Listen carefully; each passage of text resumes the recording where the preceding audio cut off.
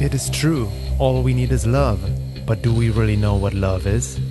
Love is a word that is sung about in songs, written in poems, talked about a lot, and it is something many people long for, one way or the other, mostly in the form of a partner.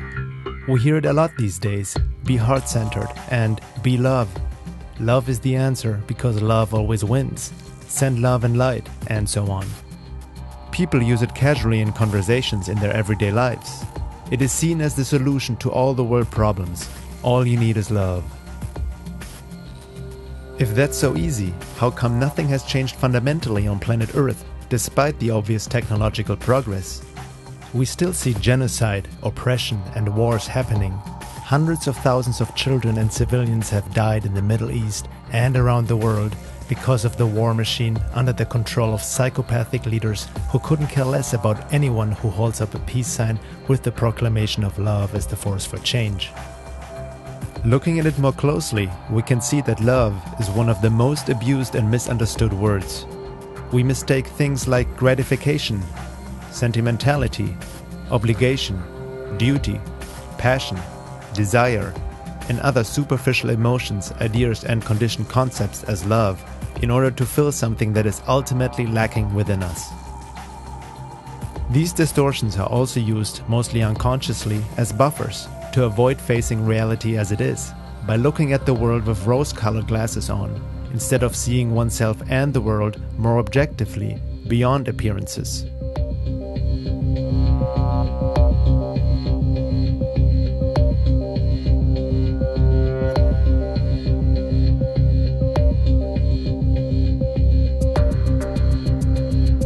There's personal love between humans, motherly love, love of family and community, love for oneself, love for something greater than the self, love for God, and even love for man-made ideologies and concepts, such as for a nation and country.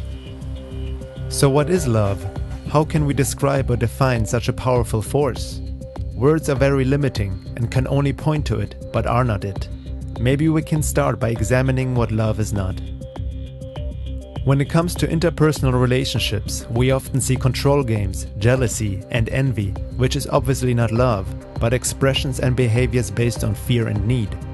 Love is related to emotions and feelings, but they can be merely based on chemical reactions in the brain that result in a high, where people feed off each other, which is also the basis for psychic vampirism.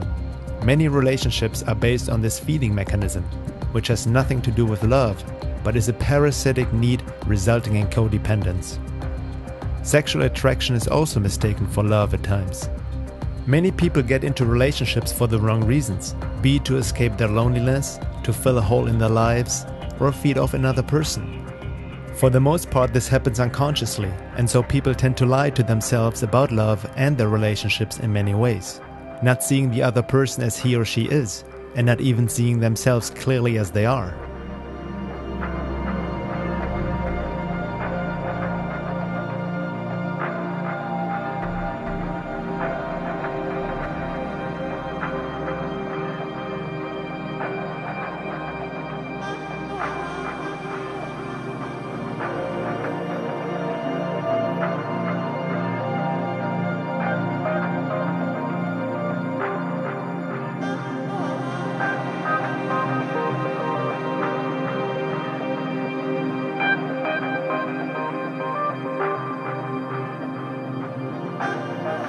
To truly love another person, we need to see the other as he or she is, without trying to change that person. That is the basis for unconditional love. But for that to happen, we also need to know ourselves and see us as we truly are, so we don't fall into the trap of illusory projections, which only result in disappointment and hurt once the romantic phase is over. It's about acceptance and consideration, being able to give and receive, to be externally considerate and not expect anything. But beyond personal relationships, the idea of love has also been distorted and used superficially as slogans. It is equated with being positive, open, friendly, not saying or focusing on anything bad or negative, to be always cheerful and have a smile on one's face. Of course, there's nothing wrong with kindness and friendliness, as well as positivity, but it must be based on truth and reality, not lies, self-calming rationalizations or avoidance, including political correctness, which only leads to complacency and ignorance. Some people say we need to be more heart-centered, loving, and compassionate. Yes, obviously we all need to connect more to our heart, show empathy and compassion, especially extending it to the whole world, beyond our close friends and family. But what does it really mean? Many people seem to associate love with emotions and feelings or niceness, but is it not more than that, like a higher state of consciousness and being? We seem to mistake many things for love and even judge the intellect as bad, mistaking it for the monkey-predator mind. Hence, many suggest that we should think with our heart and do what we feel like doing, which mostly results in mere self-deception and lack of critical thinking. It's about aligning the heart with the intellect, intuition with logic, mysticism with science.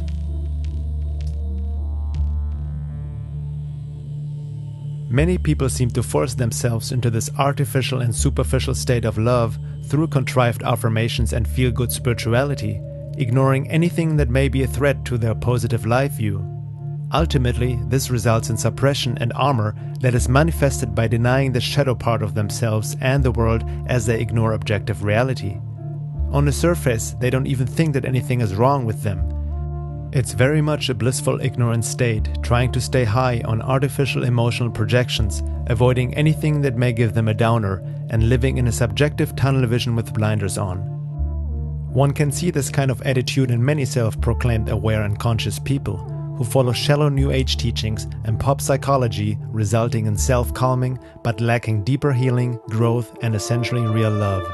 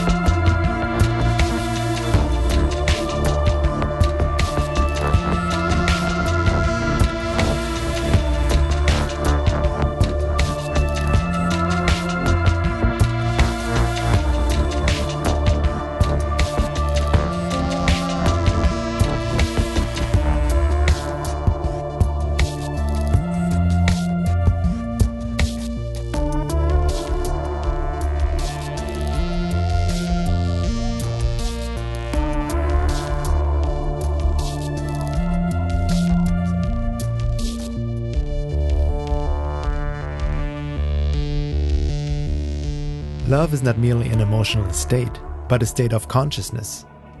Just like there are different levels of consciousness, there are also different levels of love one can access on the spectrum of consciousness based on one's level of being and awareness. There is carnal love based on the sexual center and animal part in man, which is the biological drive to procreate, ensuring that organic life on Earth continues. This drive is mechanical, tied to the esoteric meaning of the general law and waking sleep state Homo sapiens is under.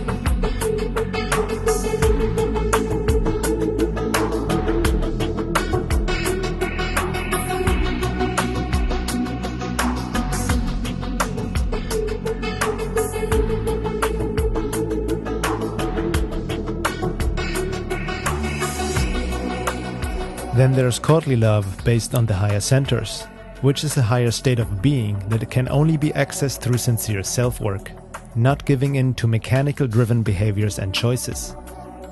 Essentially, for true love between two people to manifest, there needs to be a connection and matching on all centers: physical, sexual, emotional, intellectual, and spiritual. We need to continually work on ourselves to bring the centers into balance, so no one feeds off the other, but both complement each other. Love, in its truest sense, means to see the world, oneself, and others more objectively. From an esoteric perspective, it's about evolving towards this objective love. In other words, the more we are objective with ourselves and the world, raising awareness and see things as they are, the higher the degree of love we can access. It is based on knowledge, being, and understanding, not merely emotional states and happy thoughts. Subjective love is attached to one's own idea of the other, or to what can be gained or obtained from the other. People call the most various desires love. These can have to do with social status, addiction to power over or domination of another, sexual interest, and so forth. The emotion fluctuates between satisfaction of getting and fear of losing and is generally centered on the self. Subjective love seeks to somehow forcibly appropriate another into one's extended self. One example of this is showing off what a clever or good-looking partner or child one has in order to somehow increase oneself. Any games of domination or codependence, which often involve the term love, fall in this category. However, by doing the work towards objective love, one shouldn't ignore or suppress anything that doesn't live up to the ideal of higher love beyond the self. Everyone is on a different level of being, with different lessons to learn and integrate. It seems to happen very often in spiritual and esoteric circles that people claim attributes to themselves and inflate their being above the actual state of where they are and what they need to learn and confront in order to grow and evolve. Objective love is not a detached, unemotional state of existence. It simply means to act from one's true self beyond conditioning, programming, and projections, but with a clean emotional center, not one that is shut down. Our emotions are the gateway to love, but they are not love. It's about opening up to vulnerability and not suppressing negative emotions such as anger, sadness, jealousy, grief, but work through them, which leads to compassion and empathy, not only for oneself or close friends and family, but for the world and humanity at large. This also means to experience and feel emotions so we can let them go, without suppressing them or projecting them on someone else. There are many ways to do this: art, music, journaling, as well as breathwork, bodywork, and other healing modalities can help in the process of transmuting the shadow into light through emotional cleansing. It's a delicate and deep process that doesn't happen overnight. In that sense, relationships are also lessons in love and not an end in itself, but can help us to learn more about ourselves. People and friends who are also engaged in sincere self-work can show us valuable lessons as they serve as mirrors and can help to expose parts of ourselves we wouldn't be able to see, since we all have subjective blind spots. A mirror generally is perceived as shocking or socially disagreeable. This comes from the fact that if the mirror is any good, it will conflict with the subjective filters of perception most people maintain concerning themselves. In other words, people's self-image is more or less based on lies to the self, and in the degree the mirror reaches its intended truthfulness, it will challenge these lies.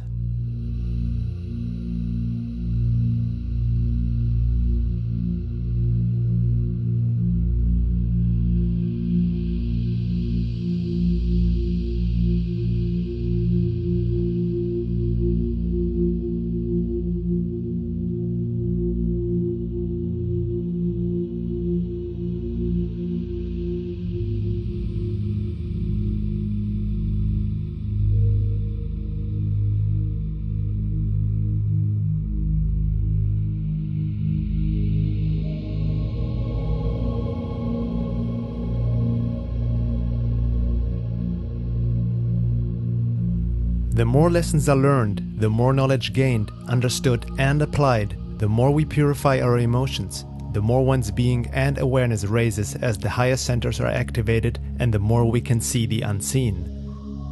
However, this is a process that is different for each, depending on many factors. Psychopaths, on the other hand, about 6% of humanity, have no capability to experience anything close to love, compassion, and empathy by birth. It's not a psychological disposition, but a genetic one. That is another topic which is very misunderstood and ignored, especially since most psychopaths can appear as normal through their mask of sanity.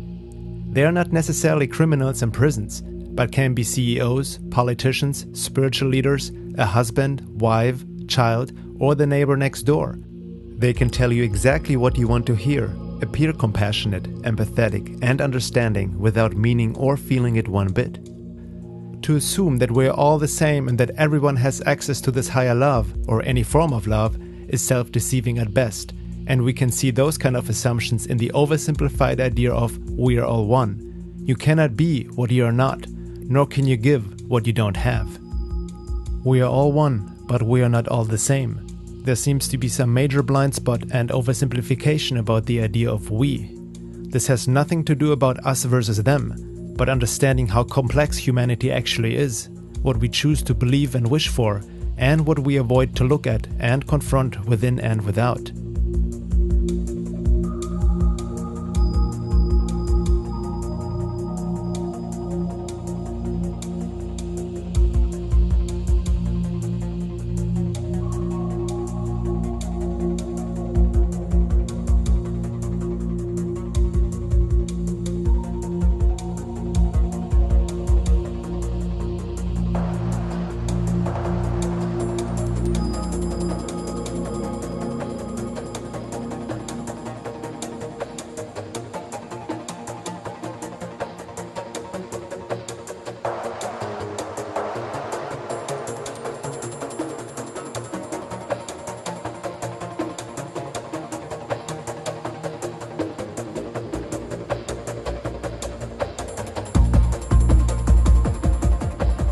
If one looks into the accounts of near-death experiences, NDE, and what some people have seen or realized, there is a common theme: this profound experience of objective love, which is not related to the love as the human personality experiences it. It is, for example, as one person who had a NDE said, not a sentimental, get a tear, feel someone's pain feeling, not an emotion. It is beyond sentiment or feeling someone else in this form, but relates more to an all-expensive knowing and understanding.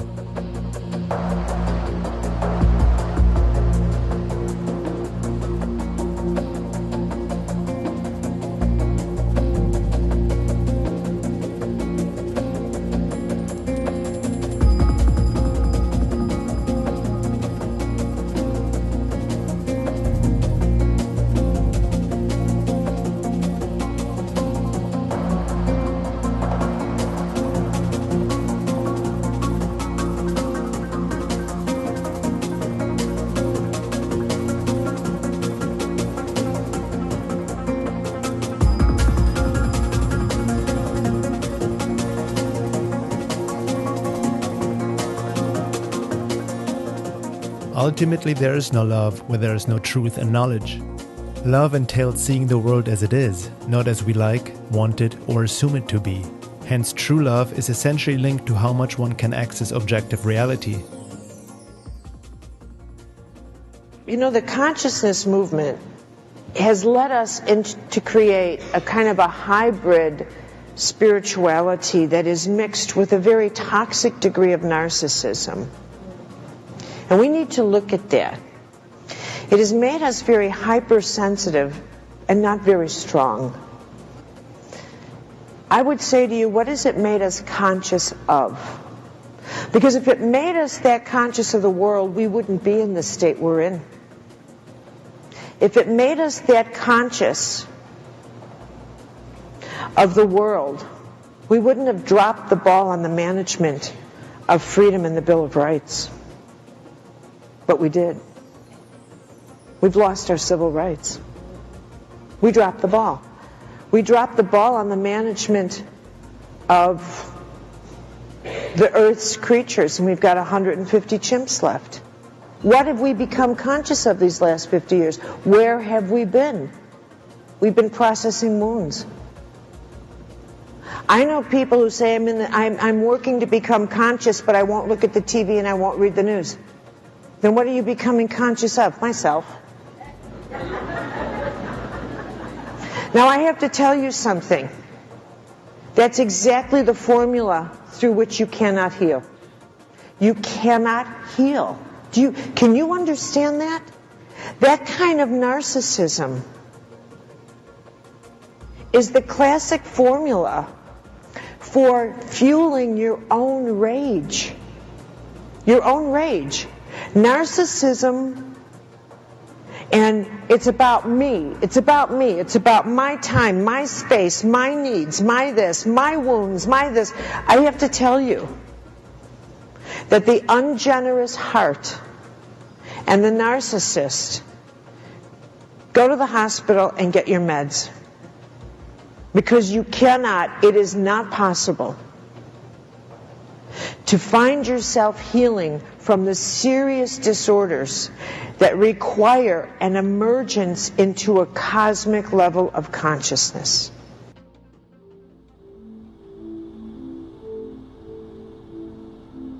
In order for love to be the agent of change towards a better world and to bring about positive change, we also need to acknowledge the darker side of life and the world we live in, the things and issues many people look away from, believing that by simply focusing on the good and positive, there will be a shift in consciousness. This kind of thinking is the blind spot in many New Age teachings these days, which actually results in the opposite of what is intended. For the unacknowledged shadow grows bigger and stronger, manifesting itself unconsciously through our collective. As the saying goes, the road to hell is paved with good intentions.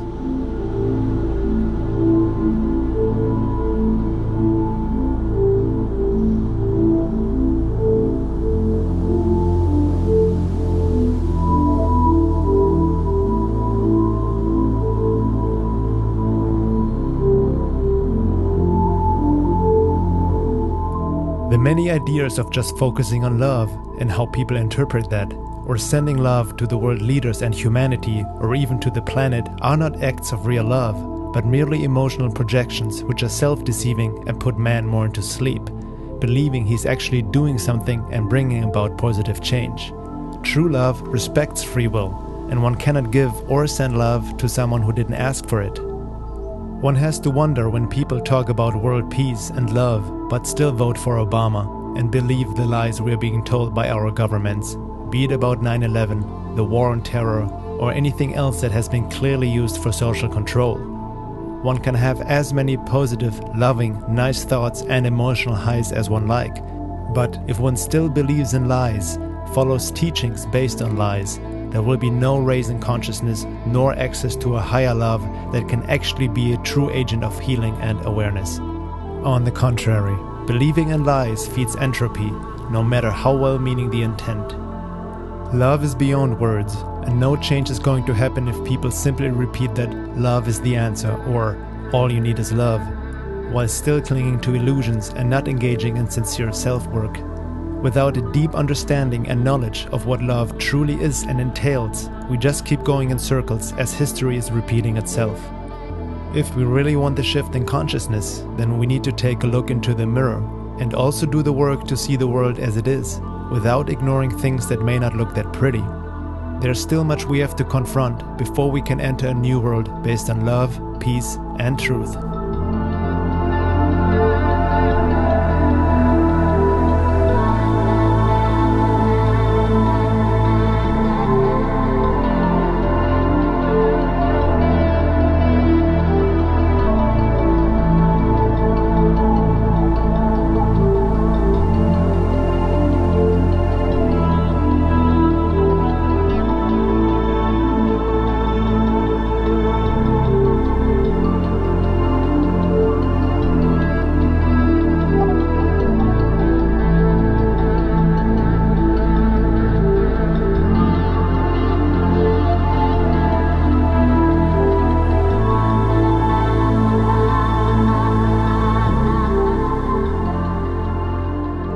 There also seems to be much confusion about what is supposedly positive or negative, subjective or objective.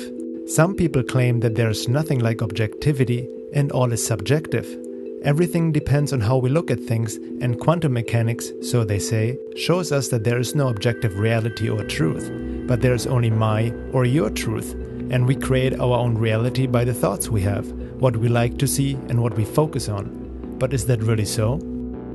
It seems that the science of quantum mechanics has been oversimplified into sales bits in the New Age arena and movies like The Secret. This doesn't mean throwing out the baby with the bathwater, as our perception does seem to have an influence on reality. But maybe it's not as simple as we have been made to believe by many best-selling self-help gurus these days.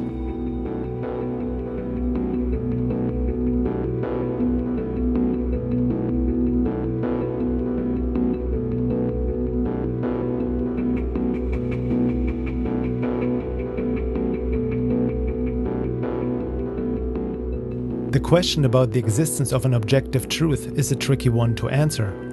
Philosophical views on truth and criteria for knowing it vary with the old dispute between rationalism and empiricism. However, beyond philosophical or scientific discussion, there usually seems to be one element that is barely questioned in more depth: the state of being and awareness of a person, which relates to how much objective reality he or she can actually access.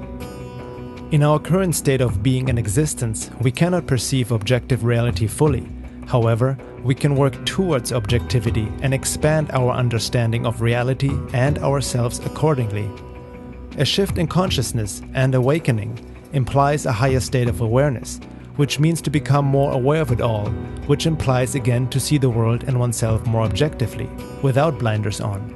This doesn't happen by itself, but requires sincere effort and work to separate truth from lies, within and without. That is the basis of esoteric work, which relates to gaining self-knowledge in order to raise awareness and consciousness to a higher level of being.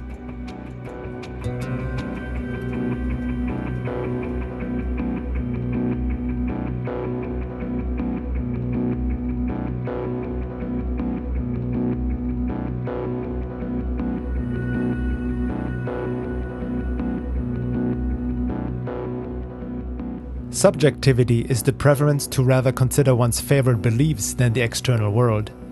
Such a tendency is generally backed by a strong emotional attachment to these beliefs. Wishful thinking, assumptions, and opinions based on reactive behavior directly relate to it. Objectivity is the ability to see things as they are, not as we envision them to be, like them, or want them to be. The ability to perceive objective reality depends upon one's ability to clearly receive. To reach a higher state of objective awareness, one must first see themselves clearly, and that entails to work through one's lies, illusions, buffers, and self-deceptions.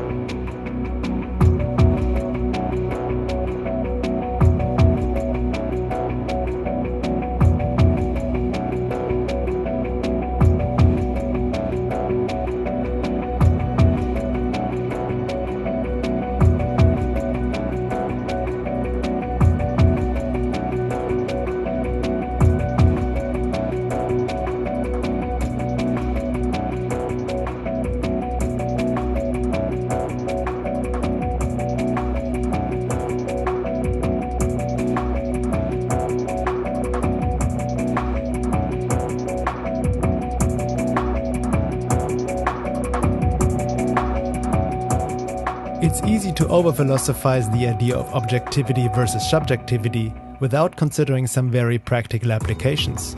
For example, regardless of what one believes to be one's truth or what one is thinking about and visualizing, if you walk off a cliff, won't gravity pull you down? Isn't 1 + 1 2 and not 3? Is the world round or flat? And in regards to global issues, is the official 9/11 story true or have we been lied to? Was it a false flag attack? Are we losing our basic rights for our protection from the so-called terrorists, or is there a different reason? Is Obama telling the truth or is he lying? These questions can be answered objectively if proper research is done. However, the truth may not necessarily agree with one's preferred beliefs, opinions, or assumptions. So it is important not to fall into denial or avoidance when some of our core beliefs are being challenged, especially if one is emotionally attached to them and the ego tries to, unconsciously, defend the lies in order to be right, as the truth may open up a can of worms one is not ready to handle.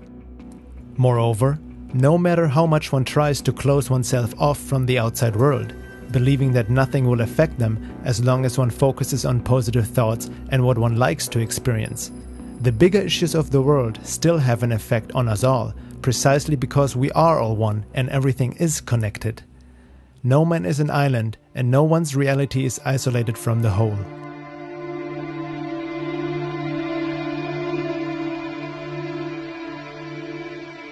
A fatuous paradigm that is currently running amok through the New Age community for quite a while is better known as "you create your own reality" and is deliberately creating a lot of confusion. "You create your own reality" is a very misleading and tentative paradigm with a certain half-truth in it that is never expressed in this way in the esoteric traditions. Michael Topper brings some common sense to this issue. What makes the "you create your own reality" evangelist fatuous is precisely the fact that all such personal decreeing, positive thinking, and confident imagining takes place in an inevitable context.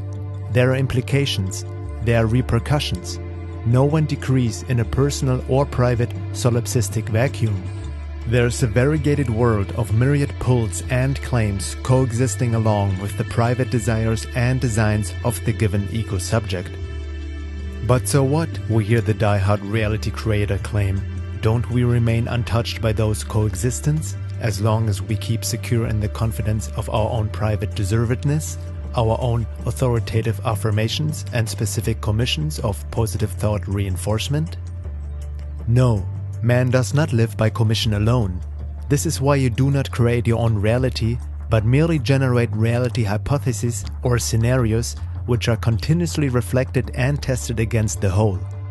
And the whole, being inseparable from the potential of your own innate global being, is constituted by the explicit and implicit alike, by that which is produced through active or positive commission, and that which results from the gaps, blind spots, and vacuums of interpretive omission.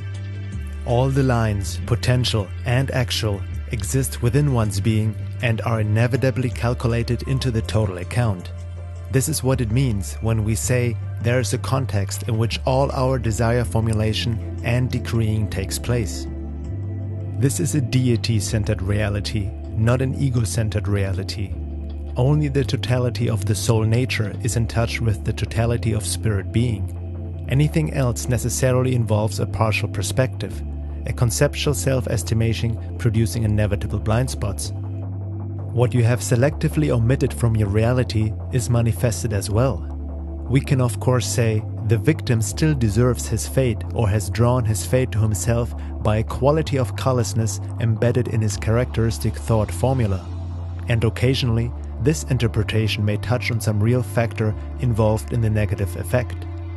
But neither the simple presence of some attitude toward elements of the ultimate negative resultant, nor explanations of residual karma or anything of the kind, may adequately account for all the cases in the same category. It is just simply not true that every rape victim somehow invited the experience as a personal form of commission. The converse implication of this, of course, is that only in alignment and integral consonance with the whole value of being may reality be accurately manifested through the medium of personal expression. For then there's no discrepancy between personal and universal, the perspectival part and the indeterminate whole. It is under this condition that the impossible can be manifested, i.e., that which is self-evidently beyond the power of anyone to personally manipulate or control. For understood in this way, and only in this way, it may be seen that unimaginable effectiveness results when the expression of one's personal will is not different than or removed from the spirit of divine will, i.e., the will to reveal spirit as the truth and authentic character of everyone's illimitable being. This means that in terms of personal will, only the spirit of the teaching function remains. There is no will remaining in the repertoire of personal will except that which expresses perfect alignment, integration, and identity with divine will. Contrary to unwarranted popular opinion, such initiated alignment with the will of absolute spirit being does not result in working one's will unopposed. On the contrary, the very presence of the awakened truth in the form of the spiritual adept has always generated immediate opposition. It has always awakened a corresponding reaction from the collective ego's self-protective slumber. Initiated alignment of will with the creative whole doesn't guarantee smooth personal circumstances.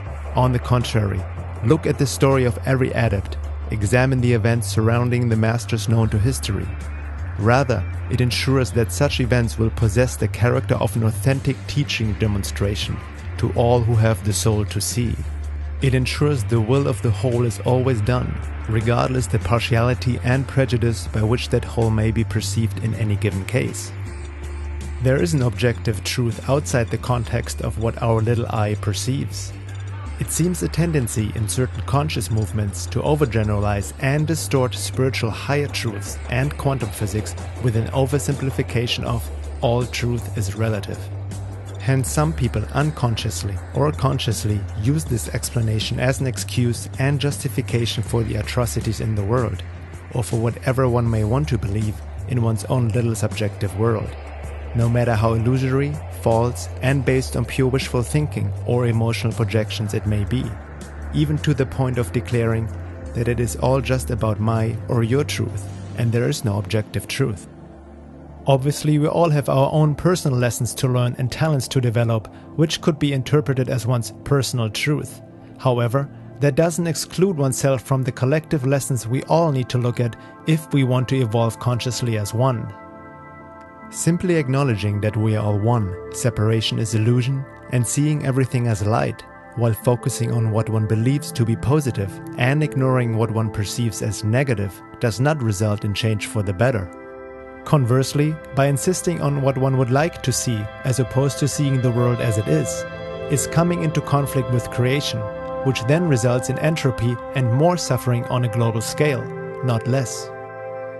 A deeper insight into this gives the event-enhanced quantum theory developed by physicists Arc Yajic and Philippe Blanchard. Its conclusion in a nutshell: everyone who believes in an attempt to create reality that is different from what is adds to the increase of chaos and entropy. If your beliefs are orthogonal to the truth, no matter how strongly you believe them, you are essentially coming into conflict with how the universe views itself. And I can assure you, you ain't gonna win that contest. You are inviting destruction upon yourself and all who engage in this staring down the universe exercise with you. On the other hand, if you are able to view the universe as it views itself, objectively, without blinking, and with acceptance of the reality and appropriate responses to how things really are, you then become more aligned with the creative energy of the universe, and your very consciousness becomes a transducer of order energy, and your actions are consonant with what is. Your energy of observation, given unconditionally, matched by the appropriate actions, can bring order to chaos, can create out of infinite potential.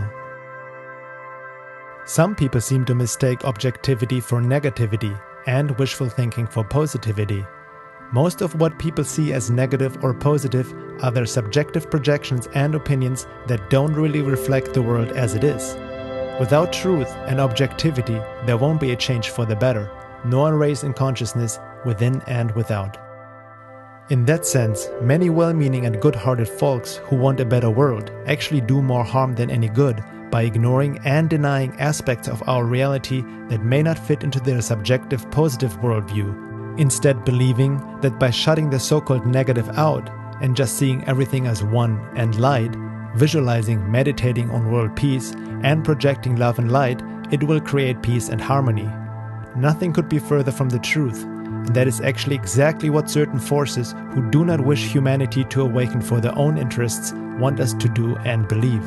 It ties in with how religious and spiritual values have been corrupted.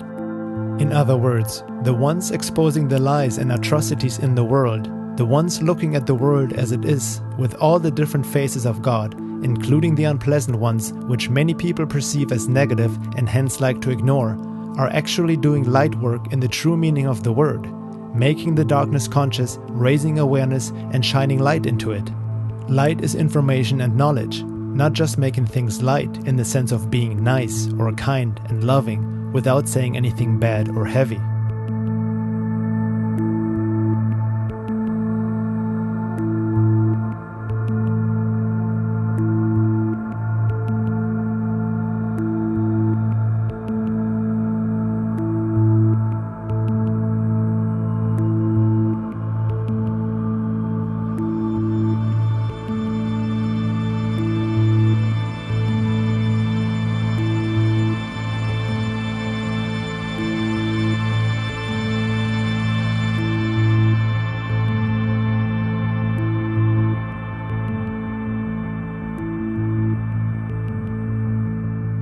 This contrived niceness seems also very common in today's conscious movements, where people don't want to say anything negative, in their subjective understanding of it, of course.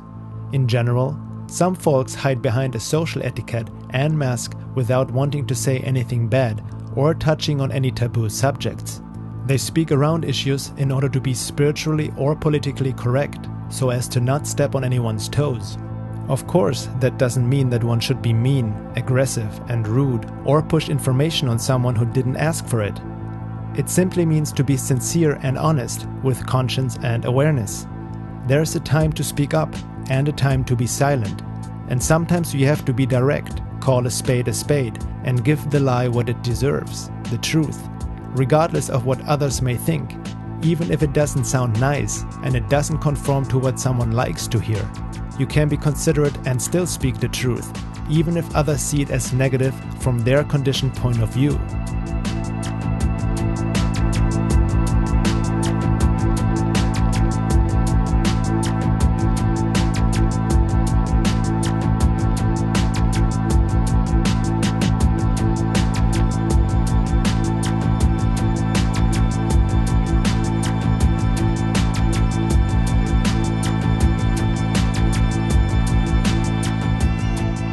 There are many so-called conscious festivals these days, with music, art, workshops, and lectures. Lots of pretty people in hip clothes, feathers, furry hats, and much eye candy, supposedly representing the counterculture of aware people. There's nothing wrong with dressing up, partying, and having a good time. However, when looking at the program of talks and workshops of some of these festivals, something seems to be missing. Mainly the topics we need to become aware of as a species if we want to make the right turn. At any festival that claims to be conscious, spiritual, and supposedly the reflection of the counterculture, one must ask, why are there no workshops or lectures about the genocide in Palestine, the crimes by the US government, aka military-industrial complex, the idea that psychopaths without conscience seem to rule our world and institutions, that 9/11 is a lie that has caused oppression and misery all over the world based on a fake war on terror, that Obama is a corporate puppet just like the old boss, that UFOs may not be signs of our space brothers coming to help us, but that we are actually food in many ways, or that we are not one big human family, but there may be souled and soulless humans, and many other issues. All these topics are part of being aware and conscious, are they not? It seems that conscious festivals like that are becoming more and more a hip thing, rather than using it to truly help people become aware of the shadow that needs to be made conscious of and shine light into. It's not just about doing yoga, eating raw food, and knowing permaculture, nor is it simply about being positive for the sake of being positive, or learning about how to manifest your desired income. Was very much grounded within the counterculture of the 1960s, of which this festival is indeed a legacy and an extension historically, and talk to you about some of, I don't really want to talk to you about the similarities because you know that the similarities are mainly cosmetic. And there are some other philosophical similarities which I'll discuss, but one of the things I'd like to talk to you about is some of the differences. In the 1960s, the countercultural movement had at its core, we had the music, yes. We had the drugs, which was not in all ways a high side of it. There was the music. There was a definite sense of counterculture. There was a definite repudiation of certain values which people deemed to be obsolete and unsustainable. But it bears noting there was also at its core the repudiation of a war, and ultimately the ending of a war, which means that the counterculture at that time was making a serious stand against something new on the planet, something horrible on the planet, called American military domination of anything it cared to dominate. And that gave a moral authority to the counterculture of the 1960s. And I would hope that a festival like this does not, and the heart that brings us here, the consciousness that brings us here. I'm reminded of a line in A Course in Miracles where it says, You cannot bring the light to the darkness. You must bring the darkness to the light. Dream and I were having an interesting conversation, and she said, when we were talking, I don't know where Dream is, but we were talking about this festival. She says, well, people just want to be in the light for a few days. But I say to you, as your sister, as your spiritual companion, embedded in the principles of A Course in Miracles in my own spiritual search, but I know that there is only one truth spoken in many different ways. There is a difference between transcendence and denial. And it's a consciousness that brings you to a festival like this. Is one in which we feel as Americans, as men, as women, as citizens of the planet, that we can be here, that this can be anything with true gravitas or moral authority, and we are forgetting the fact that our country has turned into a permanent war machine, then there's something very sad about this festival rather than happy for me. Now, earlier we were talking about the fact that men and about the feminine power and the divine feminine. And there was another, I heard someone say that the men here are holding the space for the feminine, which is very beautiful. It's very beautiful seeing the mix of, obviously there are men and women here. And both for the women who want to hold the space for the divine feminine as well as for the men who are holding the space for the divine feminine. Thank you so much. I'd like to talk to you for a moment about the divine feminine, because the divine feminine has a fierce aspect. The divine feminine is not just dressing up. The divine feminine is not just getting pretty and whatever pretty of the day is, whether it's big boobs or feathers. It's all cosmetic. Hello. The divine feminine cares about the fact that 17,000 babies die on this planet every day of hunger. The divine feminine cries. The divine feminine shrieks when she has to. There is an interesting anthropological characteristic of every advanced mammalian species that survives and thrives. And that is the fierce behavior of the adult female of that species when she senses that there is a threat to her cubs. That whether it's the mama bear or the tiger or the lion, do you know that even among the hyenas, the adult female hyenas encircle their babies, encircle the cubs while they're feeding, and will not let the adult males of that species anywhere near the food until the cubs have been fed? Surely the women of America could do better than the hyenas. And the fact that collectively, not in terms of our hearts are good. And I know that the heart that it draws us to a place like this today is good. But we have to ask ourselves, at what point, whether you're in therapy or you're at a festival like this, at what point do you stand in that place which is not comfortable? Do you stand in that place which is not comfortable and not turn away? Because if a countercultural movement, such as this at least externally represents here today, is one, I asked earlier, I said, is there anything political going on here? And I was told, no, these are just people who are ready to transcend. And let me be very clear once again about that difference between transcendence and denial. Because if the countercultural movement in 2011 is one in which it is deemed for whatever reason acceptable to look away from the fact that tremendous amounts of unnecessary human suffering occur on this planet and in this country for no other reason than that so a relatively few people on this planet and in this country can have all the money they want.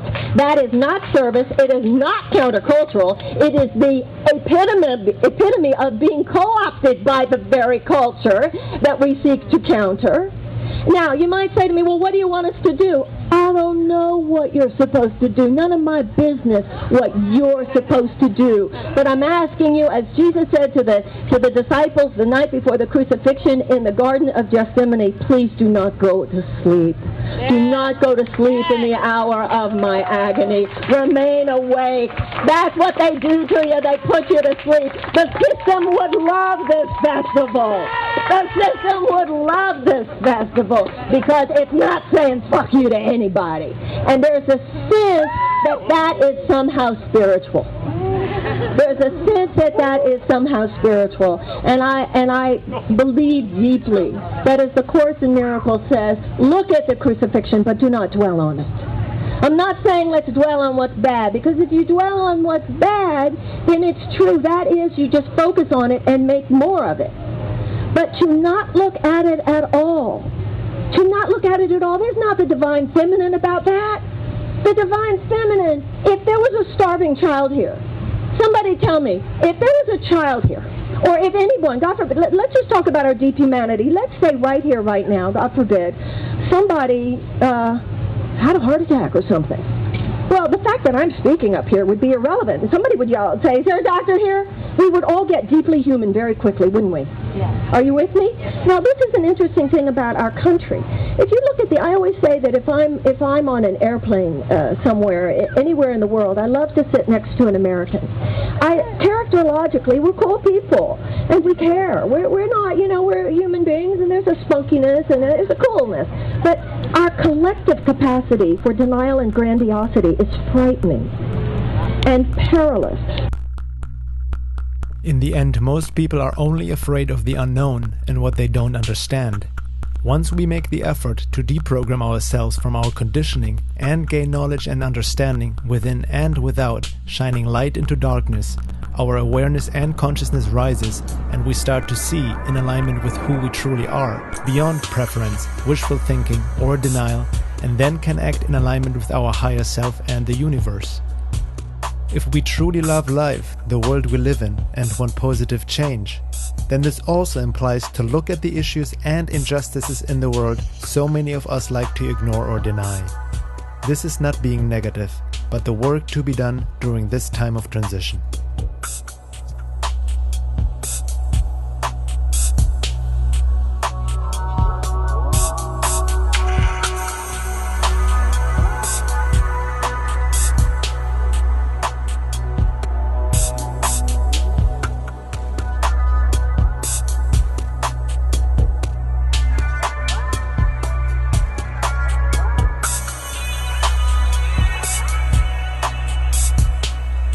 Seeking truth and making the darkness conscious needs to happen within and without, not just one or the other. Activism and spiritual self-work go hand in hand. It's not separated, but interrelated. The problem that comes with truth seekers and activists who only focus on the outside is that they can easily fall into the trap of disinformation, or they resonate with lies, because their reading instrument, the self, is not tuned correctly through sincere self-work, which would help their critical thinking abilities. It becomes harder to separate truth from lies, and one may even spread disinformation unknowingly, because one is less likely to see the unseen, or the devil in the details, so to speak, resulting in oversimplifications, assumptions, and misconceptions. In other words, I need to understand my machine, my habitual way of thinking, and how my emotional reactions and attachments can distort things, how I take in information, and how my own bias and conditioned beliefs filter information, which can result in cognitive dissonance.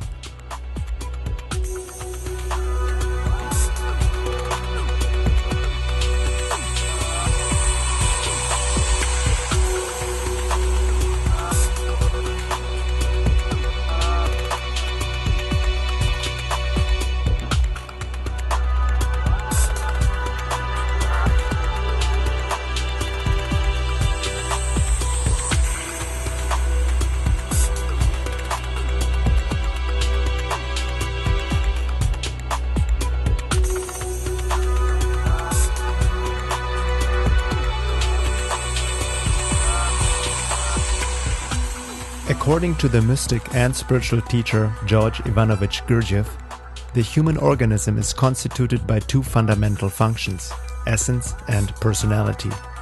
Essence is what we are born with, the raw material of one's being. It includes the physical body, genetic makeup, energy metabolism, the inborn capacity for emotions and sensations.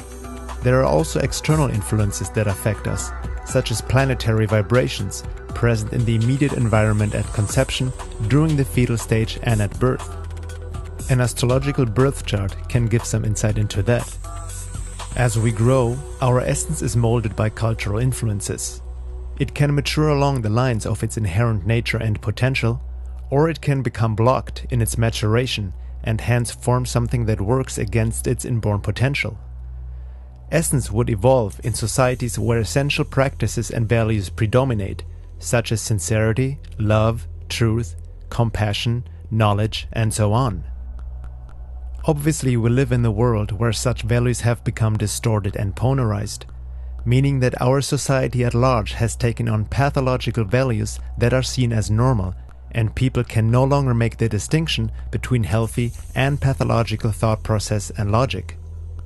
One is no longer able to draw a line between correct thinking and deviant thinking.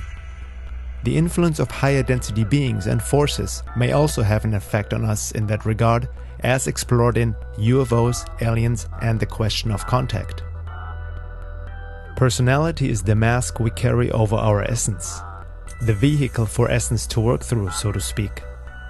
Our personality is conditioned and programmed through upbringing in a society that is built on lies. And the stronger the programming, the harder it is for essence to come through.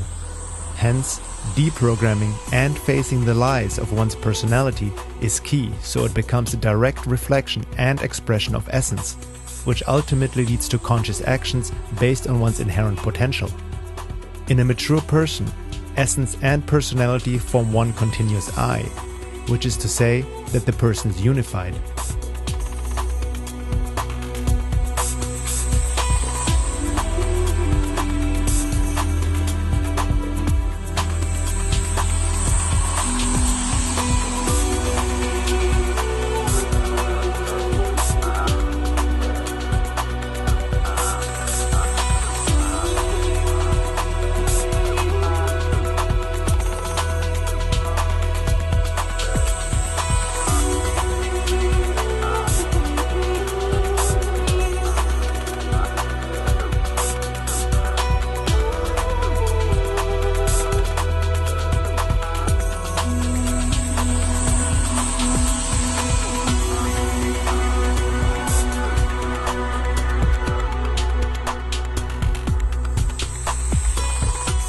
On the other hand, many spiritually inclined people only focus on the self, believing that will change the outside eventually, without making the effort to look at the world more objectively and acting upon it. Gandhi's call to be the change you want to see in the world has also been misunderstood that way.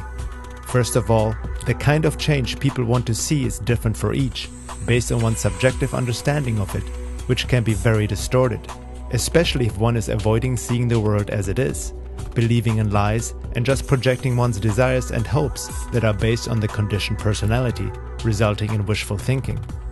For example, just being nice because I want to see a nice world does not automatically make the world so, especially since some humans are wired differently.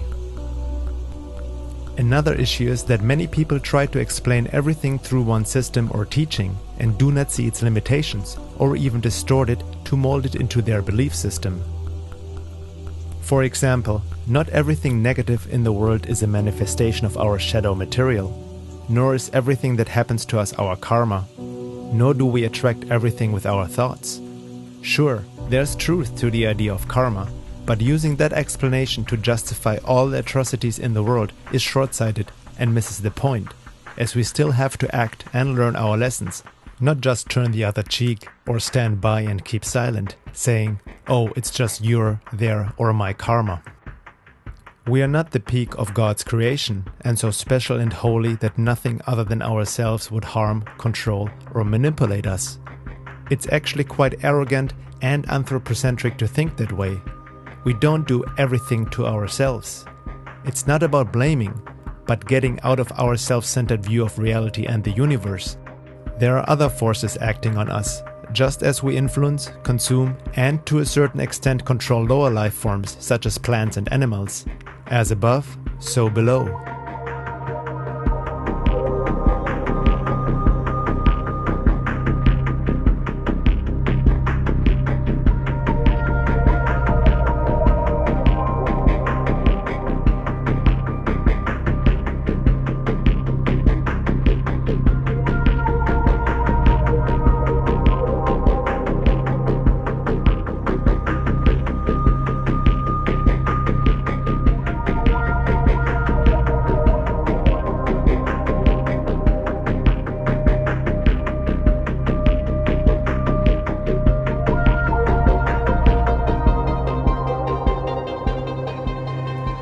The learning never stops, and humanity still has much to confront and learn about that may require a whole new understanding of reality, just like there are different or expanded views now in science compared to what Einstein and Newton had discovered.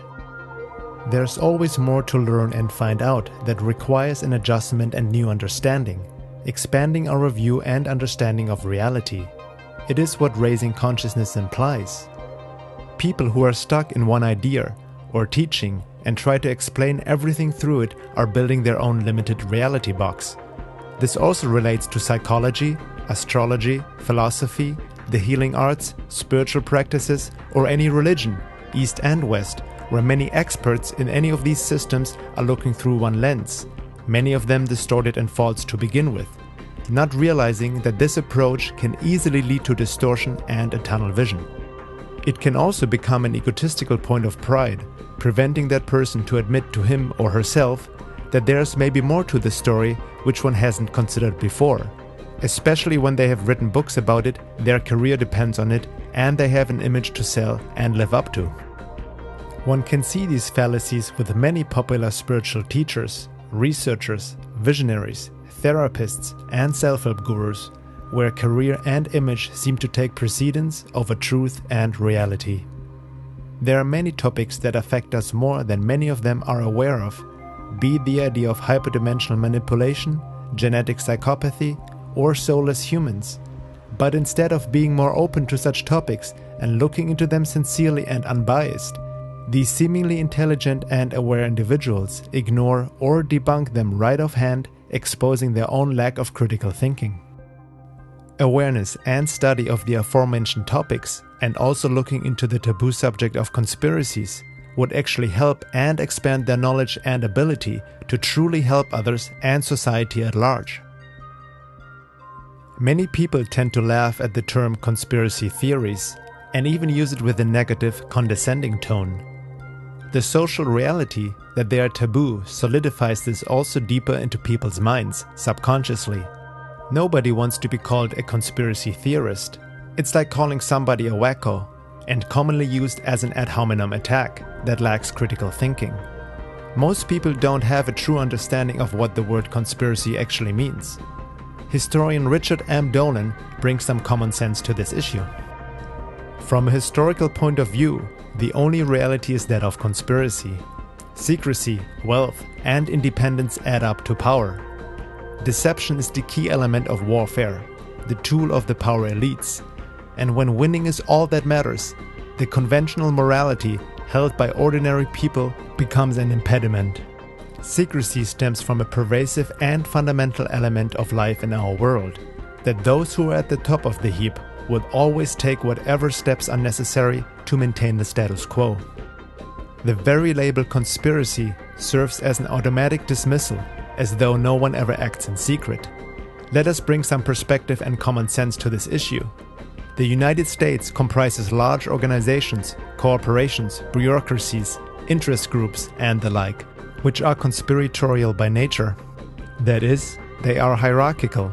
Their important decisions are made in secret by a few key decision makers, and they are not above lying about their activities. Such is the nature of organizational behavior. Conspiracy, in this key sense, is a way of life around the globe.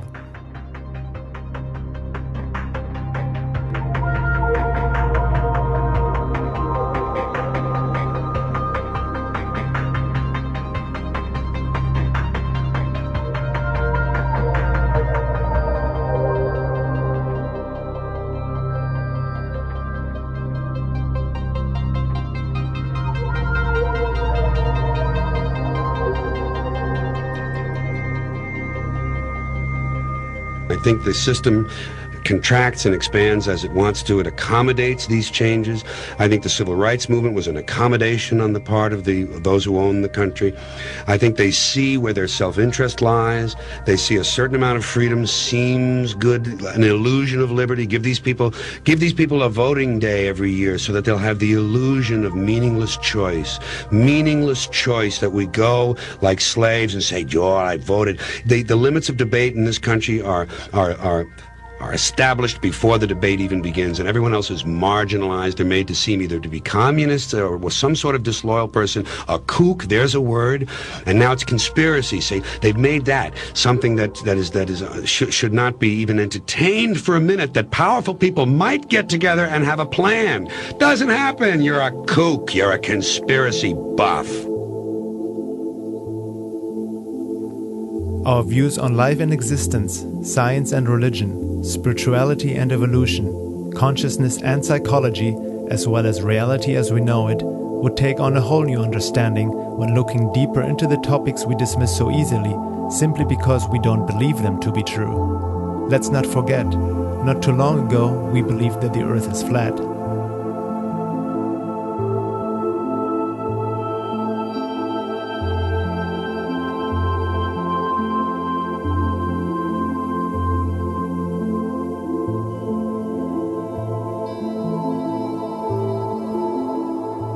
We're being lied to in virtually all areas of our lives, and our attention is being vectored away from the truth. The corruption of science plays a big part in it as well.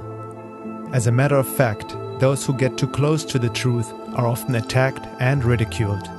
Truth is no good for business in a polarized society with psychopaths in power, steering the ship where pathological traits have become the accepted norm in our official culture. The work to seek truth within and without is not for everyone, nor can everyone engage in it since people are different inside, some lacking the seed, so to speak. Not everyone is a warrior, as coined by Carlos Castaneda, and everyone has different lessons to learn and talents to develop with a different inner wiring. Nobody is better or worse, it's just what it is in this evolutionary cycle we're in. For that reason, there also won't be a collective awakening where everyone is all of a sudden enlightened or aware. Many folks who are waiting for 2012 for that to happen will be greatly disappointed. Awakening implies evolving consciously. Now is an opportunity, not a guarantee, a window to move up to a level, so to speak. But it doesn't happen by itself. Conscious effort and work are needed to counter the forces of entropy, for there's a way up and down, as the Hopi Indians said about this time of transition.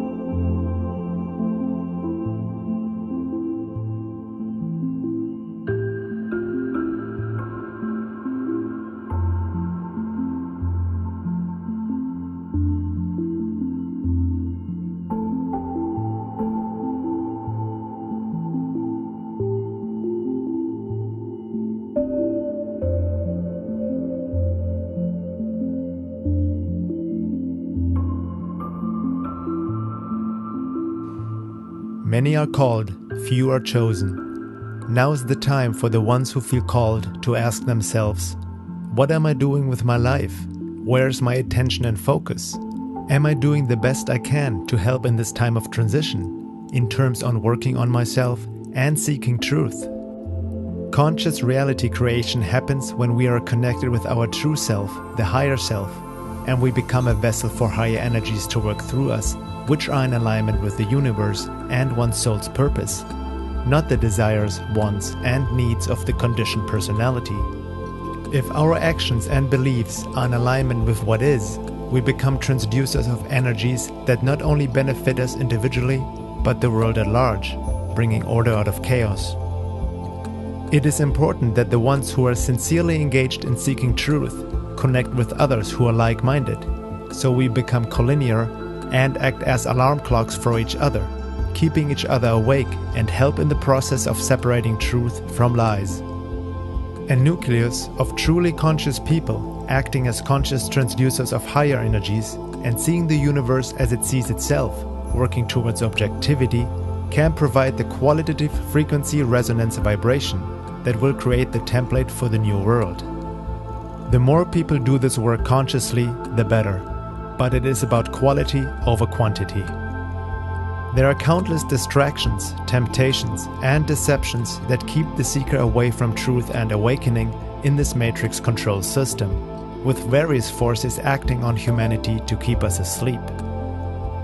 It comes down to discernment, and without inner work in order to see the unseen, we cannot raise our being to truly be the change we want to see, according to our higher nature and not our conditioned personality.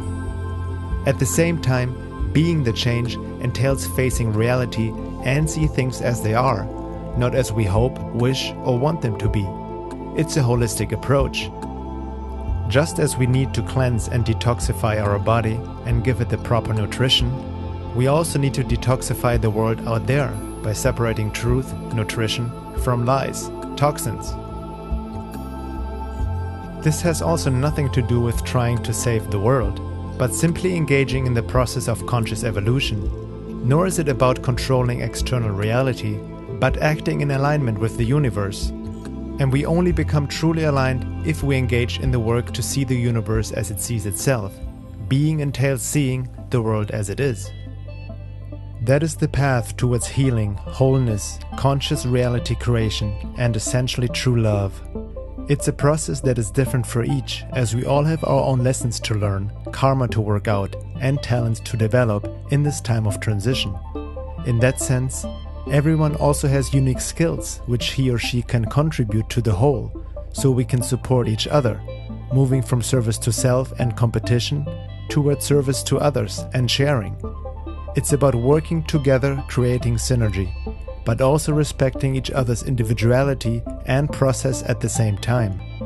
What may work for one may not work for another.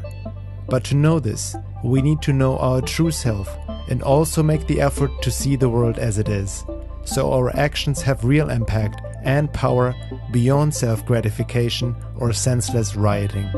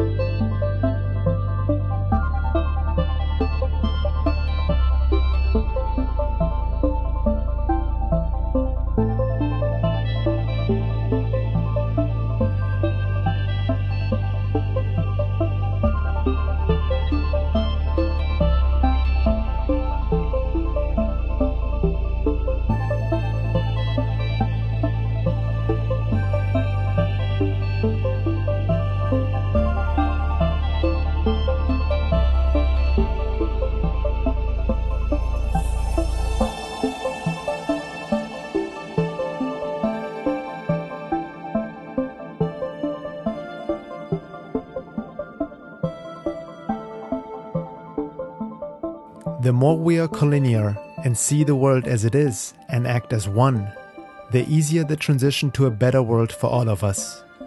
We do create our reality, and our consciousness has an effect on the outside world. But we need to be in alignment with the universe.